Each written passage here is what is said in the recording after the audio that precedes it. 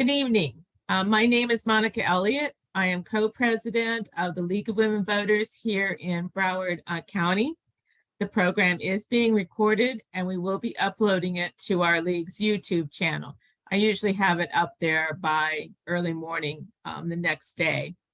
Our speaker tonight is Sally Kenney. She is a native of Iowa. She earned a BA in political science from the University of Iowa, a BA and MA in politics, philosophy, and economics from Magdalen College, Oxford, and an MA and PhD in politics from Princeton University. From 1895 to talk about total transcription there. From 1989 to 1995, she held a joint appointment in political science, women's studies, and law at the University of Iowa. She then served on the faculty at the University of Minnesota's Hubert Humphrey Institute of Public Affairs from 1995 to 2009, where she was also directed the Center on Women and Public Policy. Professor Kenney most recently served as director of the Newcomb Institute and held the Newcomb Endowed Chair from 2010 to 2022 at Tulane University. She is a faculty member in the political science department at Tulane and an affiliated faculty member in the law school and Africana studies. Her research interests include sexual assault on campus, women's imprisonment, women and leadership, gender and judging, judicial selection, feminist social movements, women in electoral politics. Also the European Court of Justice, exclusionary employment policies, and pregnancy discrimination. As you saw on our event calendar, her latest book is Gender and Justice: Why Women in the Judiciary Really Matter. This evening, she will continue her discussion on the need for women judges in her presentation, Still Making the Case for Women Judges. Sally, I'll turn it over to you. And if everyone just would be sure that you do mute yourselves. Thank you very much. It's a real pleasure to do this, and I'm really grateful to have people interested in the issue. A long time ago, when I first started getting active on this issue, the League of Women Voters position was very much looking at the issue of merit selection rather than focusing on judicial diversity. And I was really pleased as I was doing the research for this presentation to see how much they've really stepped up and joined the efforts on this issue. So congratulations on that. Let's see if I can advance my slide. No. There we go.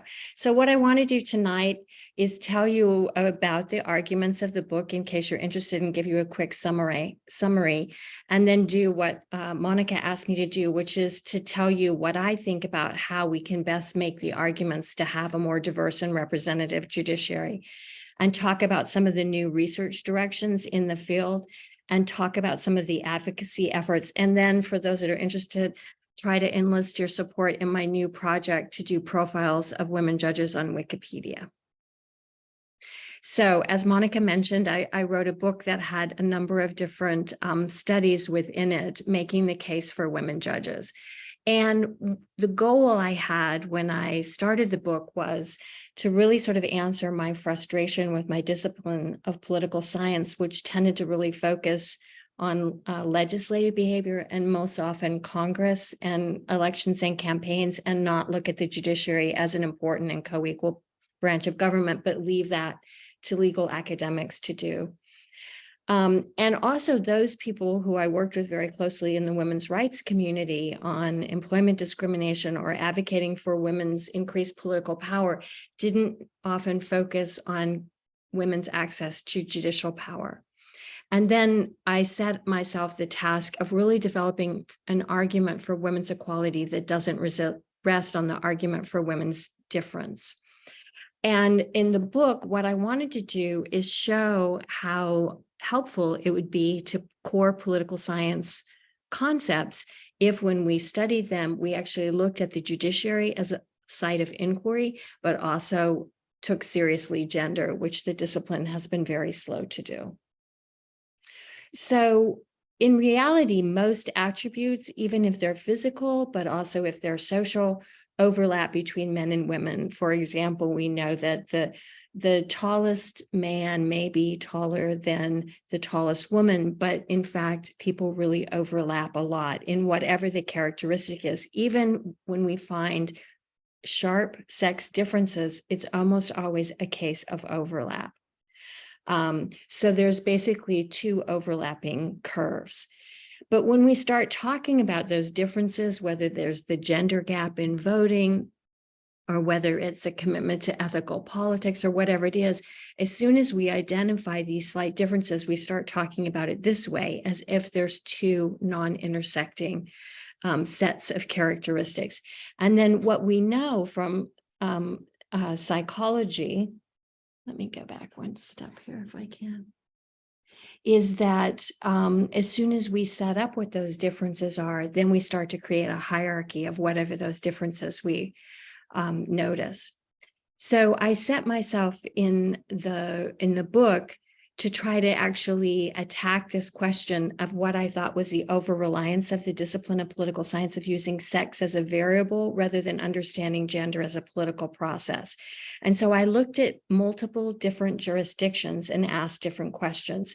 How do social movements use emotions to mobilize people? How do we actually ensure that our policy successes are implemented in practice? How do we put a social problem on the public agenda? Why is representation important? And then also to identify the role of gender and hostility to gender equality in counter mobilizations. So I looked at these different jurisdictions: Minnesota, the US federal system during the Carter administration, the UK, the European Union as it was then, the state of California, and looked at the history of jury service in the United States. So in my first example, in the case of Minnesota, the campaign to get the first woman, Rosalie Wall, on the Minnesota Supreme Court was one where the whole state was really mobilized towards this end. And if you ask people who were involved with it, they can remember where they were standing when they heard that the governor had picked Rosalie Wall to the Minnesota Supreme Court. That's very different than my own state of Iowa, where you'd be hard pressed to ask people who lived through that time who the first woman appointed to the state Supreme Court was. And I was really interested in this, why there was so much variation and what can we learn from the case of Minnesota if we want to try to mobilize people to advocate for more women in office. In the Carter administration, I really zeroed in on an associate White House counsel named Margaret McKenna. And she was the person who made Carter's kind of vague ideal of having much more of a merit judiciary than what he'd seen in Georgia in the Democratic Party, of having it be sort of cronyism. And she actually brought that idea into practice, including things like when the Attorney General would send over a name for a particular judicial appointment, she would put the one that she wanted and put it on top and then send it into Carter's office. And she really made sure that women and minority men candidates got all the way to being nominated.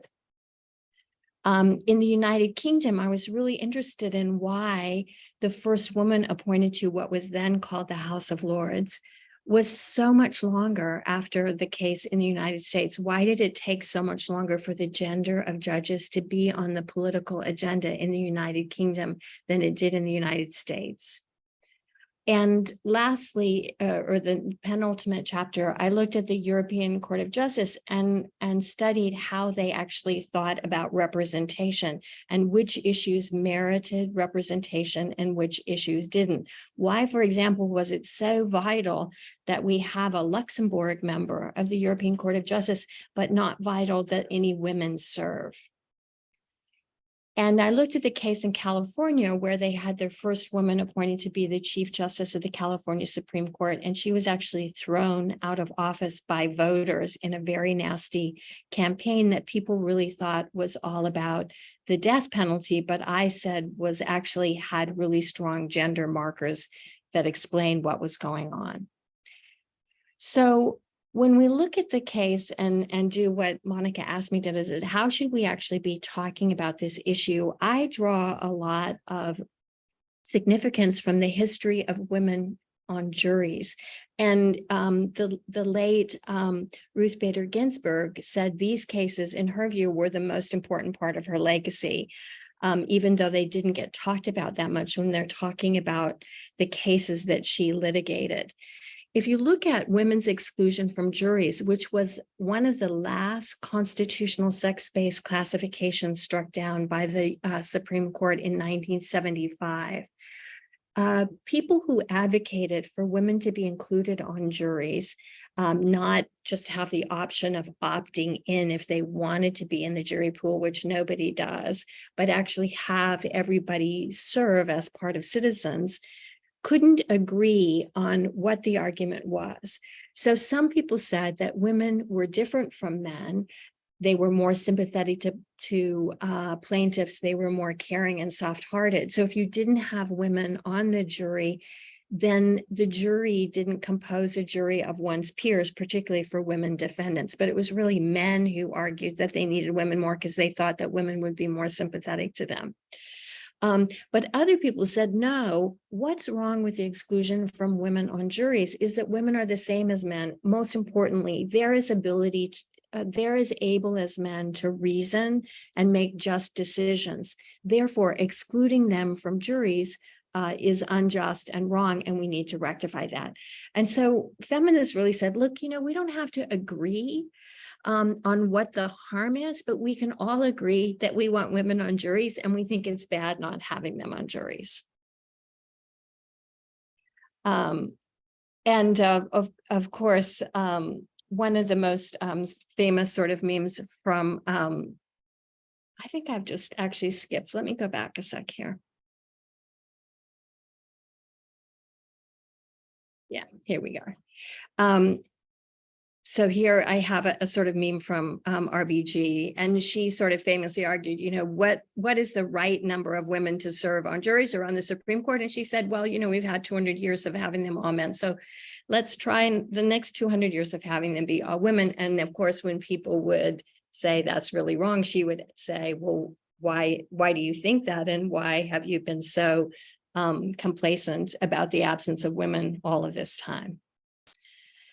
But it's really important to note that it really matters which woman. And that's one of the things that I think gets lost when we start talking about women's differences. And I don't think anybody, since we started off this discussion tonight talking about petitions for women's right to reproductive justice, could doubt for a second that it makes a huge difference which people sit on the court, and not all women are interchangeable. Famously, Lady Justice Hale said, it's not so much that what women do that's different, it's what the absence of women says.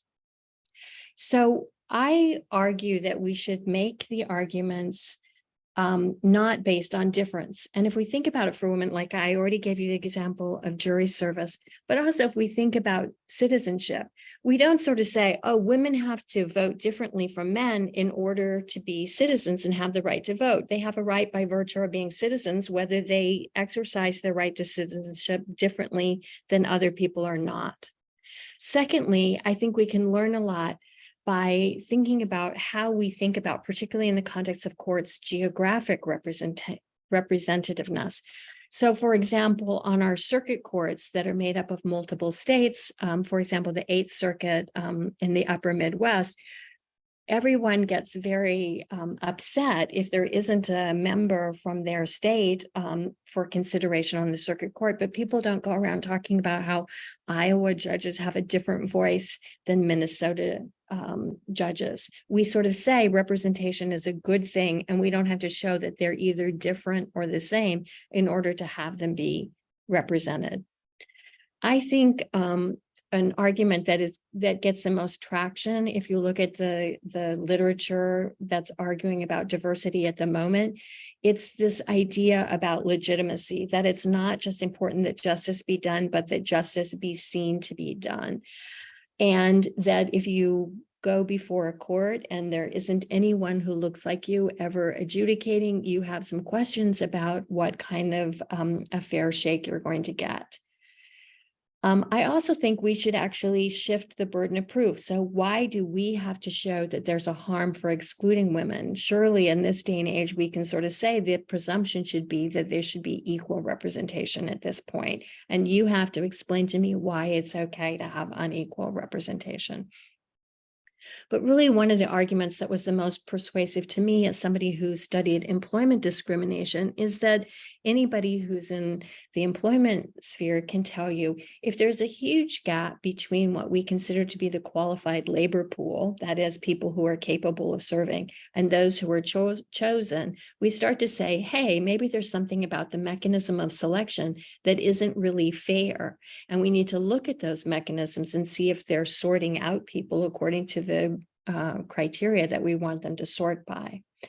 If you look at the argument, for example, the first women who've served on the courts, they've been people like Ruth Bader Ginsburg or Justice Hale, who by any plausible merit standard have exceeded the merit of nearly all of the members of the legal community in their generations of school. So actually having a merit system rather than a crony system actually lets women participate equally.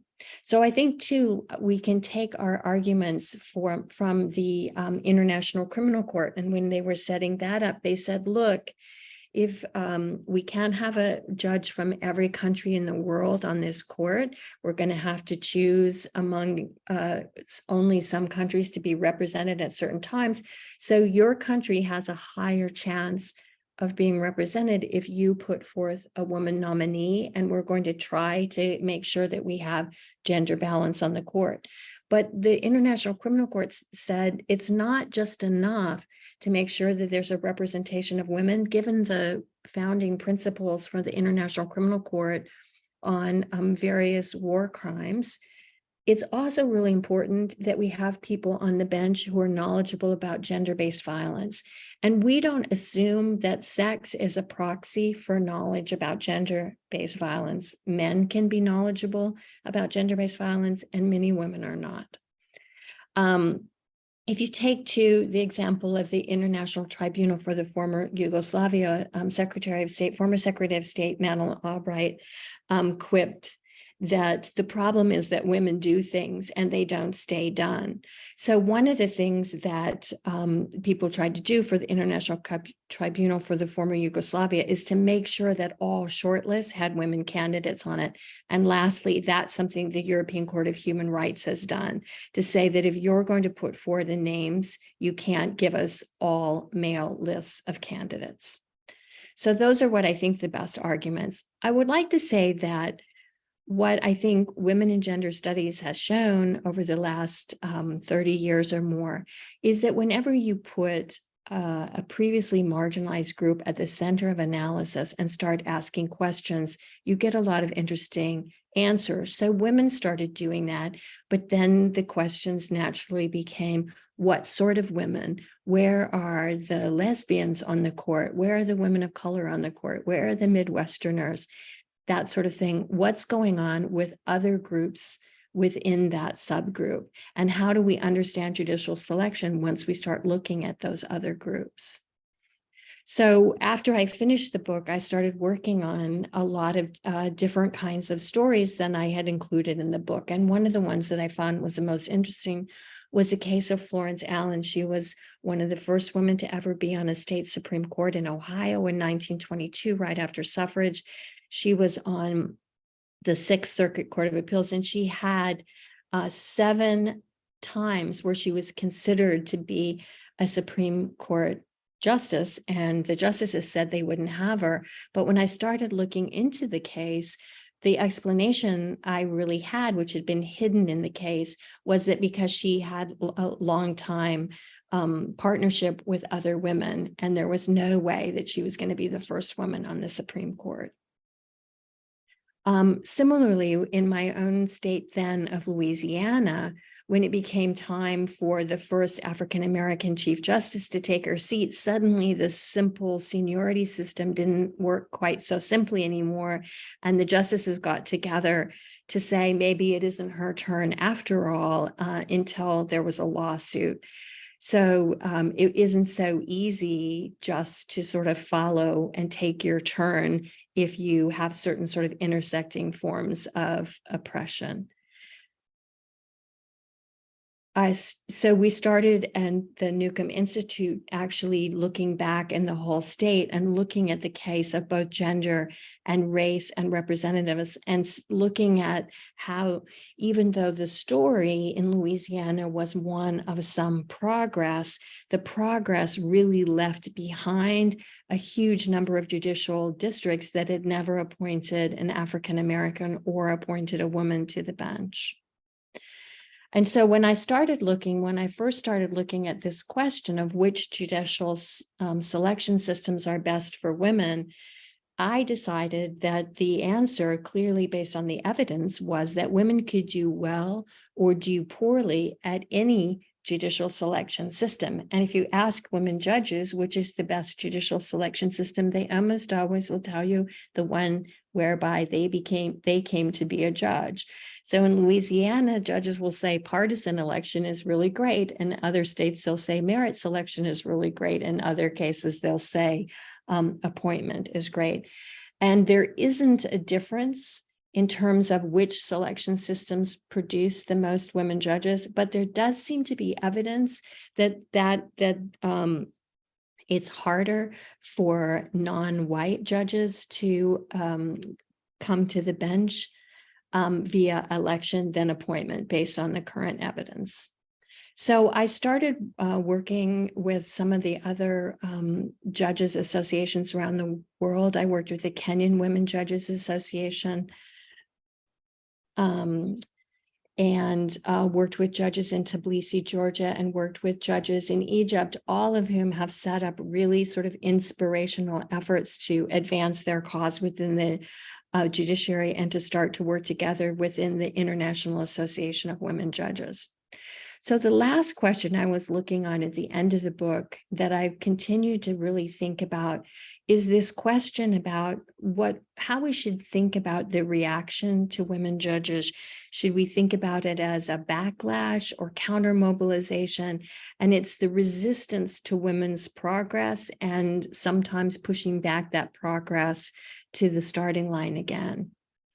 I used to, when I was a political scientist at the University of Iowa, I used to have this quotation on my wall, which I thought was a little ominous, which is most institutions celebrate the transition to integration by sacrificing the first woman members. And that's a little how I felt as one of the first women appointed in political science at the University of Iowa. And clearly that's what I did in my study of Rose Bird, trying to really understand how do we disentangle the role that gender played in the animosity towards her and how she was treated. And I developed a list that I then called backlash, but I've since decided that that's not really a very helpful term, and started trying to study that with respect to women judges. So, for example, one way I think there would be a backlash or a counter mobilization against women in the judiciary is to treat women candidates very differently in the selection process. And we saw that with Ketanji Brown Jackson, we saw it with Justice Sotomayor, et cetera. They get asked different questions. Why are you divorced? Why don't you have children? Why does your child go to this school that has critical race theory? They take longer to schedule a vote. They are disproportionately likely to vote not to confirm. Basically, they're treated differently than their male counterparts. And we can draw a lot from the evidence we know about implicit bias. And I think the starkest example of that is the case of orchestra tryouts. When you had men and women trying out visibly for orchestras, people would listen to the musician and just say, you know, that music that's made by a woman's body, it just doesn't sound as good as men's. But suddenly when you put them behind the screen and had people listen to just the music rather than judging the music to be inferior because it was being made by a woman, women started to take their rightful place in the orchestra. And you can see, I think, a lot of that gender devaluation at work in how women judges are treated still. This is another RBG meme. I would not want to be the person that told her to smile. One of the examples of how she was treated unfairly is she was being considered for a circuit position and was blocked by somebody who wanted one of his cronies to take the seat instead. And so she didn't get that. And so then President Clinton reached out and appointed her instead to the instead of the Second Circuit to the DC Circuit Court of Appeals, which of course put her in a much better position to go to the US Supreme Court. So the joke was sort of in the end on that person who thought he was keeping her off the Second Circuit to get his guy in. Another example of counter-mobilization is when other judges fail to give women judges the same professional courtesy that they give to any man, whether the man is dumb, senile, politically objectionable, or in some way less than worthy of their respect. They instead all get treated a certain way. And this is one of my favorite little calendars of now the term is called microaggression, but you see it all the time. And sometimes it breaks into public. For example, when Justice Alito rolls his eyes at Justice Ginsburg while she's speaking. And actually, what she said on the court is that when Justice O'Connor left the court, she didn't feel that people listened to her anymore, and that this sort of age-old New Yorker cartoon was really her experience of being the lone woman in the judicial conference. Another example I identified in a number of cases with women judges is actions that challenge the positional authority on the bench, interrupting them, making patronizing remarks, calling them, this seems to be universal around the world, refusing to give them their judicial title, but calling them Miss or Mrs. And then when there are different women on the court, confusing the women with each other in the questions and answer period, even though the women are nothing alike each other in either appearance or their judicial ideology. And one of the things that we don't measure, but it would be a great thing to measure, is examples of motions to recuse, when litigants actually say, oh, you shouldn't be able to hear this case, or you're biased, that sort of thing. And so the social scientists have demonstrated that women on the Supreme Court were much more likely to be interrupted by their male colleagues, even when they are sort of tripping over themselves with embarrassment for doing so. A more serious counter-mobilization would be direct attacks against women, for example, charging them with things that would not be considered ethical violations when men do them. And the studies from the Bar Association have really shown that strongly with women lawyers, that they are sanctioned for ethical breaches much more harshly than men. Or women judges are much more likely to have a male opponent, as is the case with Rosalie Wall. As soon as she was appointed to the bench, then the men lined up to run against her when they would not normally run against a sitting judge. It's hard to sort of separate some of the attacks that are just a part of being attacked by Donald Trump that are seen as women, but that would be one example of that. And I also identified as a backlash is that replacing women by men. And in my view, that has a serious effect of sort of saying that, okay, this woman broke through, and so now we've shown that we can have a woman, and so there's no longer discrimination, and so we don't need them on the bench anymore. And this is a campaign my very clever colleagues in Iowa did when that happened on the Iowa Supreme Court. They did a WTF campaign and tried to publicize the composition of the Iowa bench. And that's happened on a number of different states that have had women or even large numbers of women on the bench. It can go back to zero in a second, as in the case of my state of Iowa did, although there's now a woman on the bench, or currently in South Carolina. I'm going to skip over this and then lastly, the examples of countermobulance is actual attacks of physical violence against judges and their families, which we've seen more of recently. And I like this quote from Margaret Atwood, right? And what the sort of thing that women judges are afraid of. Okay. I'm going to skip over this. So lastly, I want to leave some time for questions. So the last thing I really looked about it is, why is the progress for equality so slow? And looked at people like Virginia Valiant, who studied other things. And she used this example, which really stuck with me, about when she interviewed 9-year-old girls who were playing soccer, and she asked them why they sort of stopped, and they said, they don't pass us the ball, and when we score, they don't cheer.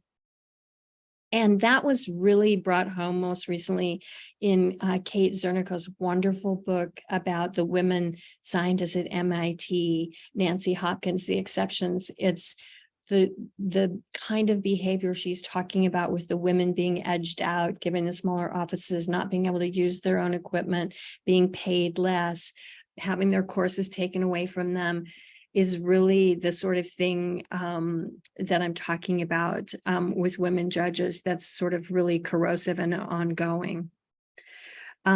So I think it's a real mistake for all of us to think that women's numbers are just going to rise automatically or naturally as women become lawyers. In fact, if we've looked at it statistically, and there's no real relationship between the number of women on the bench and the number of women lawyers.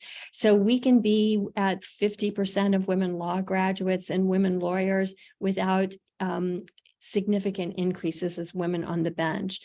It also is a mistake to think that we're going to continue to make steady progress, in fact, driven by the pool, right? Because we can go backwards really, really quickly, and sometimes without people noticing it.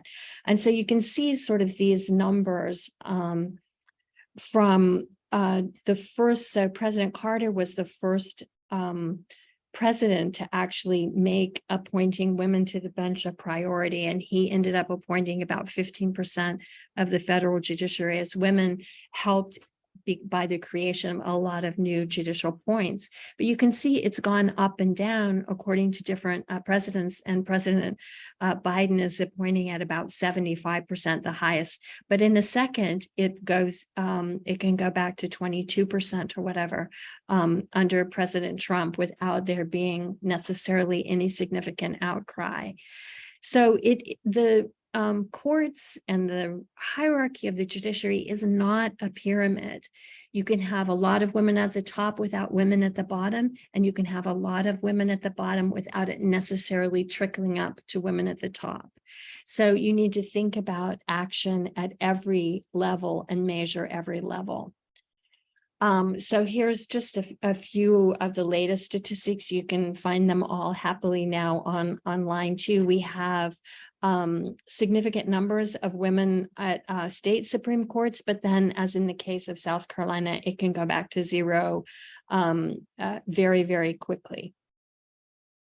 And most importantly, to remember that the progress that we've made has not really included all women, and most noticeably, it's really excluded Native American women who make up a huge number of tribal judges. And even though President Biden is trying to rectify that by appointing significant numbers of women of color, he's been able to appoint really a small percentage of the judiciary in his time in office, so far, even though he's made that a high priority. So in many states, there's a gross underrepresentation of non-white populations and their judicial branch. And so even though we want to herald the result of certain numbers of white women, that does not include all women. And also sometimes people appoint women for a wide variety of reasons that are electoral and not because of like a deep and longstanding commitment to women's equality that they are going to continue to advance. So I like Gloria Steinem's argument that it's not something that we're going to be solved through individual action, but only through collective action. And so here's my favorite New Yorker cartoon that I used to have on my door back when I had an office. So there's been a little chatter, and it's been a little more chatter about women's representation in the judiciary, and I would really like to amplify that. So I just wanted to draw to your attention a couple projects that I think are doing really great work. One called the Infinity Project, which I helped start in the 8th Circuit, which to try to get more women appointed to the 8th Circuit Court of Appeals. There had only been one woman out of 61 ever appointed. And we worked really hard for years and managed to get one more. And here's Diana Murphy, the first woman on the 8th Circuit. She used to joke that we called the Infinity Project, not because it was 8 on its side for the 8th Circuit Court of Appeals, because it was going to take until infinity till we actually had gender equality in the circuit bench. So we did get another woman appointed from Iowa, and also she represents real diversity of professional experience. So it's just like it's unusual to have more racial diversity in the representation pool. It's also unusual to have people who've been public defenders and experienced in criminal law, not as prosecutors on the bench. And so that was also a victory. There's a group that does really great work that has as a broad network of group called Why Courts Matter. And if you're interested, you can get on their listservs, and they give you updates of things that are going on in different jurisdictions that you can join forces with. I was lucky enough to be invited to the White House with President Obama when he appointed 2 women and a minority man into the DC Circuit Court of Appeals. And that was really exciting. And he was trying to organize everyone in the sort of wider community, the sort of judicial selection community, to try to help to move along his judicial appointees that were stalled. So these are some of the groups that have been really working on this issue. If you want to follow it, the Brennan Center for Justice has really great reports. The Alliance for Justice has also been very active. Demand Justice is a new group that's playing very much hardball, trying to get more sort of progressives appointed to the bench. But I just really want to note that one of my great disappointments in the women's community is that there hasn't been more interest in judicial appointments and in pressing this issue. And the group that has really been exemplary in doing this work has been the National Council of Jewish Women. And they've been the leaders and invested in this work and tried to bring the rest of us along with them. Just the sort of one of the last things I've been involved with as part of my work on sexual violence is to work with the Prouts and their organization, I Have the Right To, and we succeeded in having Biden's nominee, Michael Delaney, withdraw his candidacy for the federal bench. He had been the represented St. Paul's School, where they had a senior salute as part of their school, where the boys in the school competed with each other to see how many of the 9th grade girls they could have sex with during the course of their senior year. And Chessie Prout was one of the girls who was raped by a senior at that school. And he was convicted of rape. And when she sued the school hired Michael Delaney to represent them and play hardball, which is a very unusual kind of decision, in my view, for the president, who's been so committed on the issue of violence against women. So I'm very happy to see that judicial appointment was withdrawn. So this is just some of the activism that's going on around trying to create a diverse and representative judiciary, and a judiciary with the values that groups like the League of Women Voters could support. So I'll just give a little pitch. My last project is, as you know, women are underrepresented in their representation on Wikipedia, which is a lot of people's first stop. And so one of the things I've been starting to do is to try to get people to become editors of Wikipedia. Only 8% of Wikipedia editors are women. And to try to fill in the gaps. So it sort of pains me that just as scholars were starting to publish on women judges and make that, nobody was actually reading scholarship anymore. Everybody's just reading Wikipedia. So I'm hoping to enlist a group of my students at Tulane in the fall to really start that editing project. So all this great material that we know about women judges that's in books and journals and archives around the country can actually be accessible to everybody. So with that, I'll end it, and thank you very much for your patience and listening. I'd be happy to take questions if there's time for that. Yeah, are there any questions from the audience?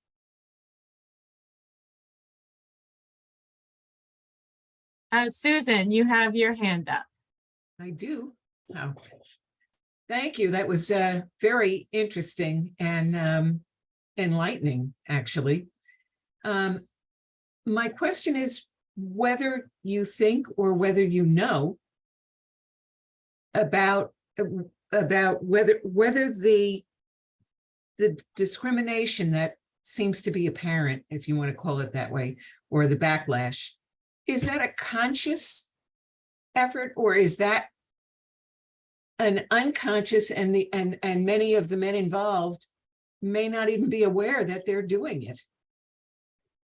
I think it's I think we're one of the things that's so interesting about the field of psychology right now and with neuroscience and stuff is that people are really understanding discrimination a lot better. And it doesn't really help, I think, a lot to have these frameworks of intention because we're all swimming in this soup of gender devaluation. And obviously, some efforts take a lot more initiative than others, like killing a judge and her family takes more effort than running a judicial campaign against someone or interrupting somebody on the bench or calling them by the wrong name. But I think it's on a real broad continuum. And I think the thing is to start to really identify them, not so much in the ways to, blame everybody particularly, but to bring them to our own awareness of how much we do it all the time, of how much we devalue people or make assumptions about people. I think we're all swimming in sort of, sexism and racism and that. And so we're all we all have those parts in our cognitive function, but you can start to, once, somebody points out, like, for example, the Supreme Court, listening to the tapes of the people interrupt their colleagues is pretty intense. And it'd be, that people can persist in doing that after hearing it. I would then call that intentional afterwards, but a lot of it, I think people do it without thinking. Thank you. I'm going to butcher this first name, Tanaya. Oh, you did awesome. Okay.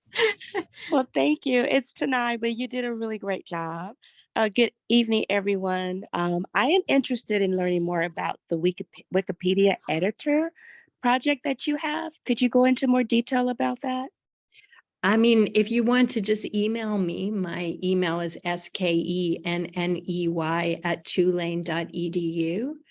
And I'd be happy to send you what I have. If there's a particular judge that you're interested in, or there's a particular category of judge, I've been starting to kind of, keep a list. It's no surprise that the first person I started with which was Justice Rosalie Wall, who somebody I felt a lot of affection for. And when I read her Wikipedia page, it broke my heart because she had chaired the race commission in Minnesota. She had done all of this stuff for legal access. She had written decisions about what was then called displaced homemakers. And none of that stuff was on the page. So I thought, the learning curve is a little steep for people like me who are not very tech savvy, but it's not insurmountable, and it's very democratic. So it's, like going from 0 to 1 is what's hard. And I'm hoping in my own case, that then I've forgotten the woman's name, but she's corresponded with me, but there's a woman who has been in the press who's written like hundreds of them about women scientists. Like she's a one woman, like Wikipedia fix. And so I would love to, if you wanted to correspond or anybody did, we could, share tips and things like that. But that's what I'm doing in one of my courses in the fall, is that I can hope to light a fire under a group of 20-year-olds who can hopefully do this faster than I am, and just sort of say, here's where all the information is. It's all out there. It's not that hard, but you just have to compile it and learn how to put it up there. Is there Thank any other you. questions? No, thank you. So one point I wanted to look at again, you said it was harder for non-white judges to come to the bench via elections.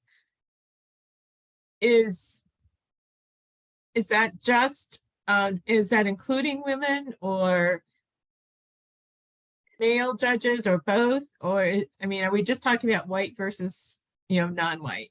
Well, it's interesting. So, like some of the, one of the problems that we've had is that even when people were really interested in doing kind of statistical analysis, is you have to have a certain number of people. So when you have, like trying to explain 1 out of 9 Supreme Court justices is really challenging, but when you start getting enough state court judges, but it's something that's really stuck with me. So when we did the race and gender of Louisiana's judges, one of the African-American men judges said to me, like, there's no way I would have won in my district. Like two white guys happened to be running against each other and he walked through the middle. That in his district, he didn't believe, given the racial voting, that judges would elect, that electors would, in the normal course of things, elect an African-American man. That's just one person who's told that to me. But when I was preparing for the talk, even though I think that there's a lot of racial discrimination against judicial candidates in majority white districts. That's what people, that's what the judges in Louisiana tell me. So, for example, in Louisiana, most of the African-American women, they're all in Baton Rouge, they're mostly in Baton Rouge and New Orleans. They have a very hard time winning partisan election victories outside of those 2 urban areas. And then I have the anecdotal evidence from the judges. But if you look at, if you look at the evidence that Brennan Center and the others have collected, that I believe really fiercely that in terms of women judges, that, the judicial selection system doesn't impede or help them in any way. But I believe there's evidence that, non-white judges in majority white constituencies are more likely to come to the bench through appointment than election. But here's the thing. So here's the thing about appointment though, is that, you can have discrimination in any system that you have. You're as only good as the system. So, voters may be sexist and racist, but so we've known that for years. For example, the American Bar Association Committee on the Judiciary, they rated women less qualified. They rated non-white candidates less qualified, all of that kind of stuff. So there's no magic equality formula in appointers to think that they're necessarily better than the electorate. But certain, governors may decide it's in their interest to have a more racially diverse bench in a way that certain voters, depending on how the electoral districts are gerrymandered or not, may not. Okay. Do we have any other questions? Susan, you have your hand up. Yeah, I came up with a couple other questions. In terms of attorneys, just attorneys nationwide, are we looking at roughly the same number of women as men? No, there's a little bit. So it's like, I think the law graduates are 49%, but I can't remember what the exact number is, but it hasn't completely trickled through the whole age group yet, but it's trickled through enough to get to the age of judicial appointment. Okay, so the bench certainly is not reflecting No. in any way, shape, or form. Okay, and the other thing I wanted to ask you was, what are you teaching? What kind of classes are you teaching at Tulane? Well, in the fall, I'm teaching a course. So my work is really veered from, in the last 10 years, I've been working almost exclusively on sexual violence. So I teach a course called The Politics of Rape. And I was very lucky this last year. I taught it 2 times, two sexual violence courses at the Homestead Correctional Institute for Women. So I'm teaching that course again, which is really about this semester. I'm going to make it really about public policy and looking at efforts people have had, to bring more prosecutions to prevent that sort of thing. And then this other course I'm teaching is kind of gender judging in Wikipedia, where I'm going to teach the students how to do the judicial histories of women judges in the biographies, the archives, newspapers, and that sort of thing, and then have them as their projects post a Wikipedia page. So one of the many projects that I never did was I really wanted to tell the story of all the 50 firsts in the different states, because it was very clear to me, just the first woman Supreme Court justice story in Ohio, was Florence Allen, but then when Rosalie Wall was completely different. In Texas, it was completely different. How much was gender a part of the effort or not? Who was she? What did she do? That sort of thing. So I'm hoping that students, but they may pick judges to do. They might want to pick, somebody on the Kenyan Supreme Court or somebody on an international tribunal. They won't necessarily pick somebody on a state Supreme Court, but maybe they will. I give you credit. I think these are really greatly needed courses, and I give you credit and thank you for doing it.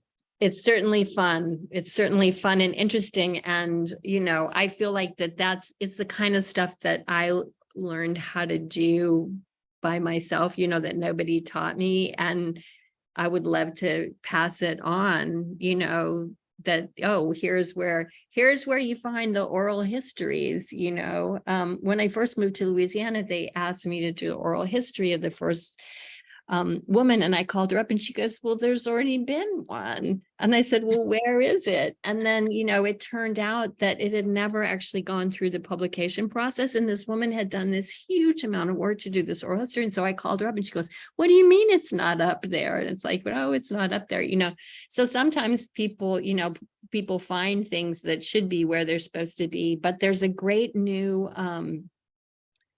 the women who really pioneered, did all of these first oral histories and stuff, finally found a home at the Stanford Law School and their Trailblazer project. So if you're interested in that, go to the Stanford Law School's archive. They have the oral histories they've done with people. They have footage. They have all sorts of great, and they put it all together. So it's not like buried beneath 80 layers of the American Bar Association website where you can't find any of the oral histories of the women judges. So, I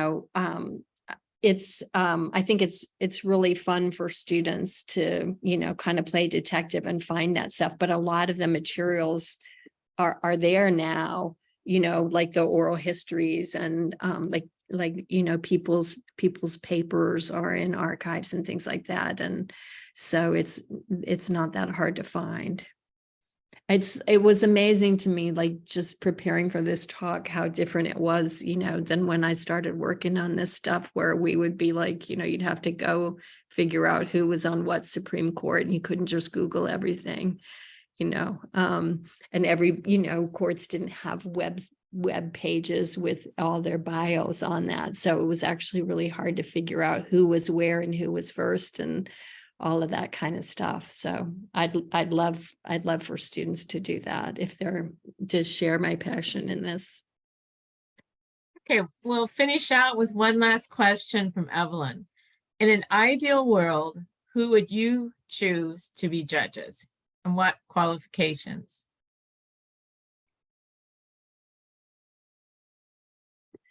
Well, even though I'm an educator and can be somewhat of an academic snob, I've felt that in terms of people's qualifications, one of the things I always felt with the women's community is, I didn't give a shit whether the person went to Harvard Law School so much as, what do they think about violence against women? Do they think that boys need to be with their fathers, even if he's a batterer, and seeing him puts the mother at risk for her life? So we should be, rather than asking people questions about whether they were on the law review, I feel like we should be asking them questions about, a lot of things that I call like social facts. Like, do you think it's easy for women to live? I mean, do you believe the evidence that shows that women are most likely risk of being killed when they separate? And so when they tell you they're afraid for their lives, do you think they're exaggerating or just making stuff up in a divorce suit?